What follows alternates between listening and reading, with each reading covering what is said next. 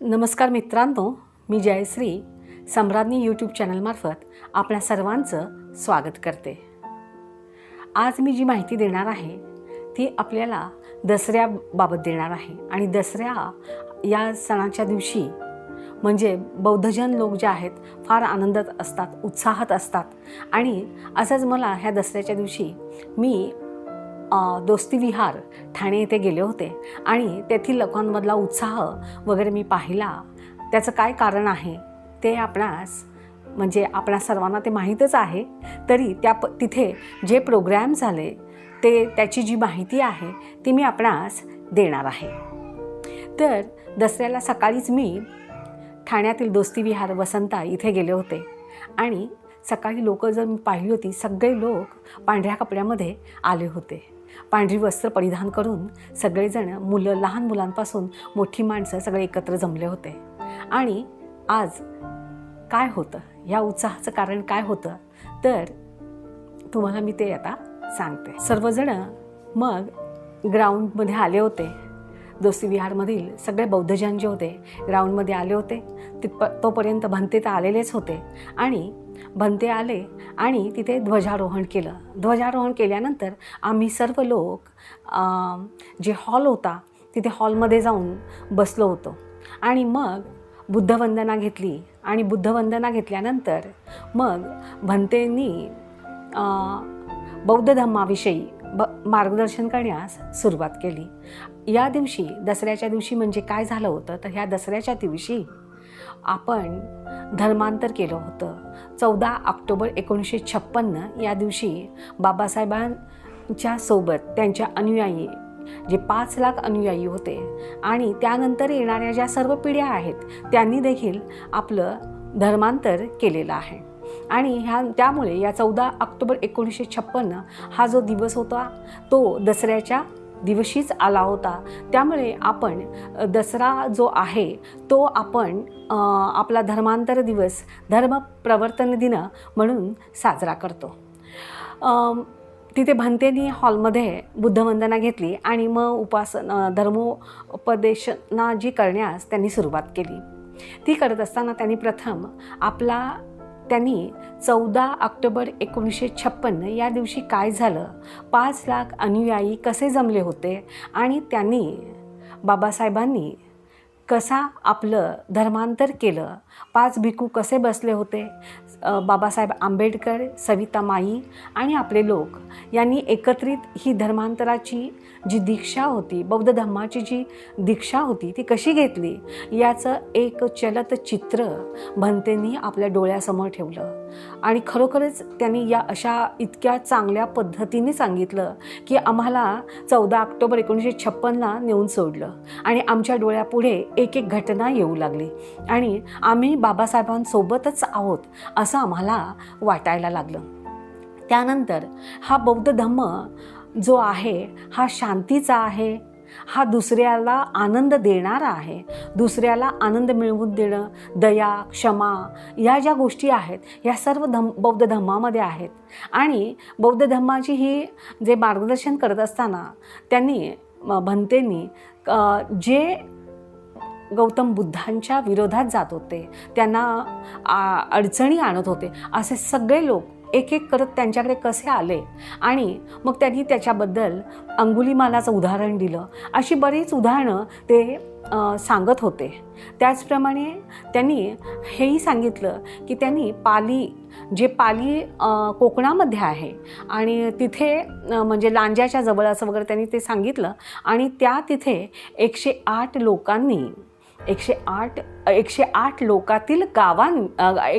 गावातील लोकांनी जे धर्मांतर केलं, ती जी जागा आहे पालीमधील ती आमची धम्म दीक्षा भूमी म्हणून त्याला ते बौद्ध धम्म दीक्षा भूमी म्हणून त्याला नावारूपाला आलं पाहिजे.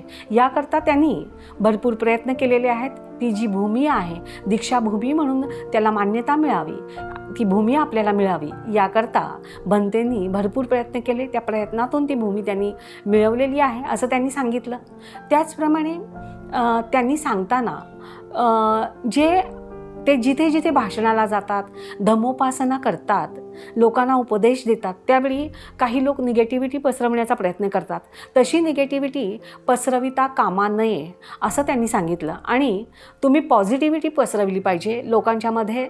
लोकांच्या कामाला प्रोत्साहन म्हणजे चांगल्या कामांना प्रोत्साहन दिलं पाहिजे. मुलांचं तुम्ही कौतुक केलं पाहिजे. आणि ज्यावेळी तुम्ही कौतुक कराल, प्रोत्साहन द्याल, तेव्हा त्यांच्यामध्ये पॉझिटिव्हिटी येईल. आणि पॉझिटिव्हिटी आल्यामुळेच त्यांचं व्यक्तिमत्व घडू शकतं. आणि हे व्यक्तिमत्व उद्या काय सांगावं, हेच व्यक्तिमत्व तुमचं उद्याचं प्रेरणास्थान होऊ शकतं. म्हणून लोकांच्यामध्ये पॉझिटिव्हिटी पसरवणं फार आवश्यक आहे. आणि बौद्ध धम्माचा प्रसार जो आहे तो जास्तीत जास्त होणं देखील अपेक्षित आहे असं त्यांनी त्यावेळी सांगितलं. अशा पद्धतीने त्यांनी आपले उपदेश मार्गदर्शन त्यांचं चाललं होतं. नंतर त्यांना दुसरीकडे जायचं होतं, त्यामुळे त्यांनी ते आटोपतं घेतलं. त्याचवेळी मग नंतर तिथे जे लोक जमलेले होते आपले दोस्ती विहारमधील, तर त्यांचंही त्यानंतर भाषणं वगैरे अशा गोष्टी ज्या असतात की मार्गदर्शक भाषणं असतात. परंतु त्यावेळी त्यांनी त्या दिवशी अशी भाषणं न करता जी यूथ आहेत, जी तरुण पिढी आहे आणि जे पालक आहेत, यांच्यामध्ये आपले जे संस्कार आहेत, बौद्ध संस्कारातून आम्ही बौद्ध संस्कृती कशी निर्माण झाली पाहिजे याबाबत त्यांनी एक चर्चासत्र आयोजित केलं होतं. म्हणजे आजचे पालक आणि मुलं जी आहेत त्यांच्यामध्ये ही चर्चा त्यांनी घडवून आणली होती. आणि या चर्चेमधून म्हणजे पालकांनी देखील विद्यार्थ्यांच्या भावनांचा आदर केला. त्याचप्रमाणे विद्यार्थ्यांनी म्हणजे मुलांनी देखील आपल्या पालकांच्या भावनेचा आदर केला. त्याच्यामध्ये आपले संस्कार हे संस्कृतीकडे कसे जातील, त्याच्यामध्ये कसे रूपांतरित होतील, याच्याबद्दल आपण आणखीन काय केलं पाहिजे.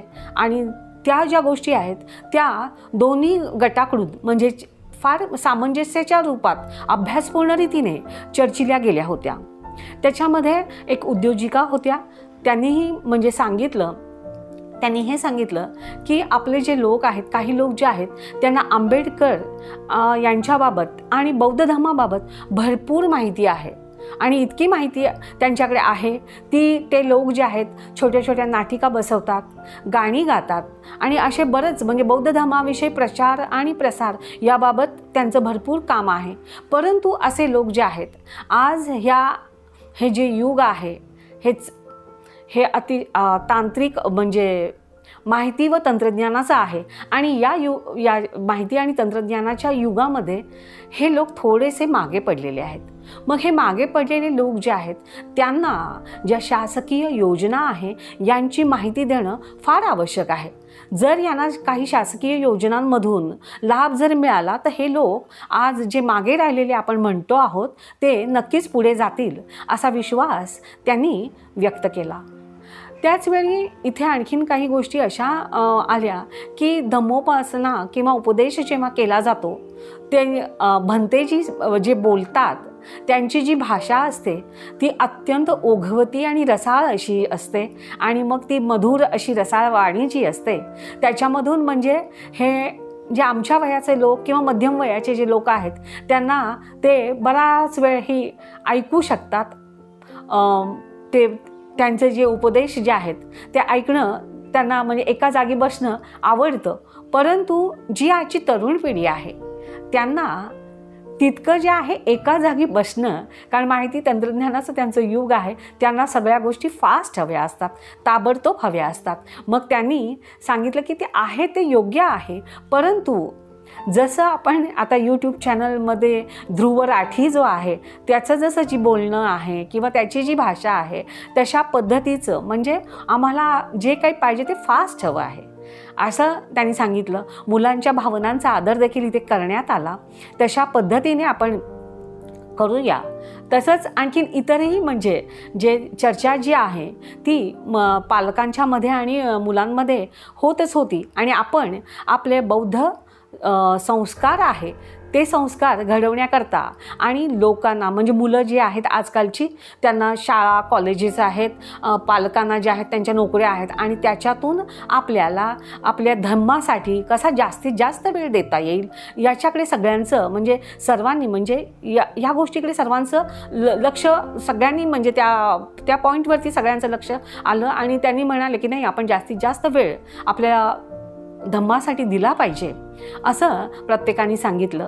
आणि त्यानंतर आणखीन एक बौद्ध पौर्णिमेच्या दिवशी म्हणजे इथली जी सोसायटी आहे इथले सगळे लोक पौर्णिमेच्या दिवशी एकत्र येतात.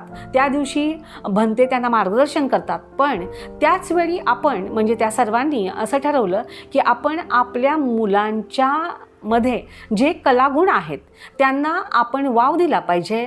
त्यांनी बौद्ध धर्माविषयीच्या नाटिका किंवा बौद्ध धर्म त्या मुलांना येणारी काही गाणी वगैरे जे आहेत त्या संबंधित त्यांच्याकडून मुलांकडून करून घेतलं पाहिजे.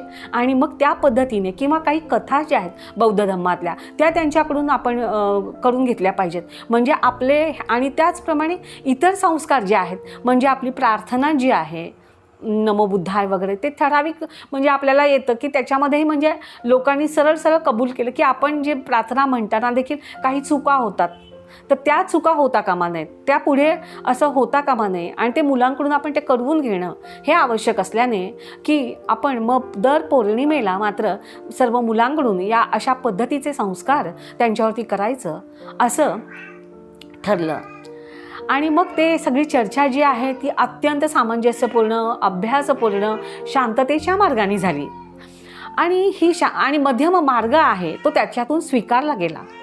मग ह्या मध्यम मार्ग ही शांतता या सगळ्या गोष्टी ज्या आहेत या आपल्याकडे ही जादू कोणाची आहे? ही जादू आहे बाबासाहेबांची. ह्या बाबासाहेबांच्या जादूमुळे लोकांच्यात कारण आम्ही ज्या धर्माचा स्वीकार केला तो मानवतेचा धर्म आहे. मानवता म्हणजे काय ते आम्हाला कळलेलं आहे. आणि त्यामुळे शांततेच्या मार्गाने अभ्यासपूर्ण मार्गाने मध्यम मार्गाने कोणते आपल्या कुठलाही आलेला प्रश्न कसा सोडवायचा हे या लोकांना माहिती आहे. तत्पूर्वीची आमची थोडक्यामध्ये मी ती आपणास सांगते. सामाजिक असंतुलन भरपूर होतं. त्यामुळे वेठबिगारी गुलामगिरी अस्पृश्यता आणि दारिद्र्य पुन्हा अशिक्षितता म्हणजे शिक्षण न घेणं या ज्या गोष्टी होत्या याचेच आम्ही धनी होतो. याच गोष्टी आमच्याकडे होत्या. मग आमची जी आर्थिक स्थिती कधी सुधारणार, अशिक्षितता जी आहे सुशिक्षित आम्ही कधी होणार, या ज्या सर्व गोष्टी आहेत या सर्व गोष्टींना बाबासाहेब सामोरे गेले होते. त्यांनी आपल्या समाजाचा अभ्यास भरपूर केला होता आणि मग त्यांनी स्वतः अनुभव घेतले होते आणि अशा परिस्थितीतून आपल्या लोकांना बाहेर कसं काढलं पाहिजे. अप्रतिष्ठा ही देखील आमच्या 5वीलाच पोचली होती.